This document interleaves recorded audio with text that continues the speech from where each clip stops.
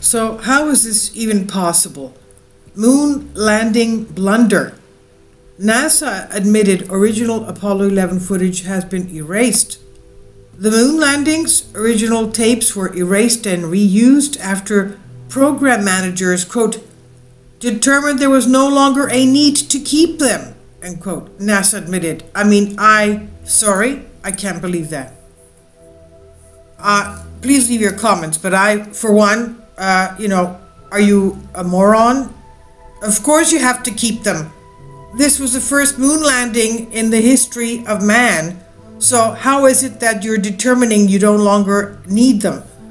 Now, on July 20th, which is of course in a couple of days, an anniversary of the landing, July 20th, 1969, the space agency completed what seemed to be the impossible mission of landing the man on the moon. Neil Armstrong and Buzz Aldrin fulfilled President John F. Kennedy's goal. They brought an end to the space race when they touched down at Tranquility Base. Armstrong jumped off the lunar lander Eagle 6 hours later and delivered his one small step speech to the millions watching anxiously back on Earth before Aldrin joined him about 20 minutes later. But some of that original footage was lost forever. It was recorded in slow scan, meaning that it had an output of 10 frames per second and so could not be directly broadcast on television. Kindly support my Patreon account since YouTube has again demonetized my YouTube channel. The daily posts are 5 videos daily and they are totally different from what I have on my YouTube channel. Thank you so much for your support and that you find all my content so interesting. You'll find the Patreon account details in the description box below. According to NASA, this footage was converted for broadcast and uplinked to a satellite, then downlinked to Houston before it appeared on commercial television. As the real-time broadcast worked and was widely recorded, preservation of the backup video has not deemed necessary in the years after the mission. It was not deemed necessary. What can I tell you?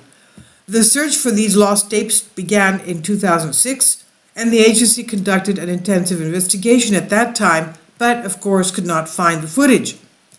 NASA admitted back in 2019, an intensive search of archives and records concluded that most likely scenario was that the program managers determined there was no longer a need to keep the tapes, since all the video was recorded elsewhere and they were erased and reused.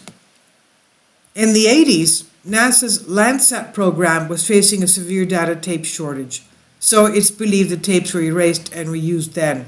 I'm sorry. Is this believable as a matter of information to us?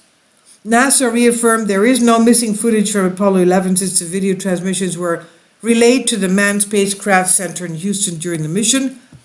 The agency restored footage from the landing and released it in 2009 for the 40th anniversary of Apollo 11. NASA engineer Dick Nafzger said there was no video that came down slow scan that was not converted live, fed live to Houston, and fed live to the world.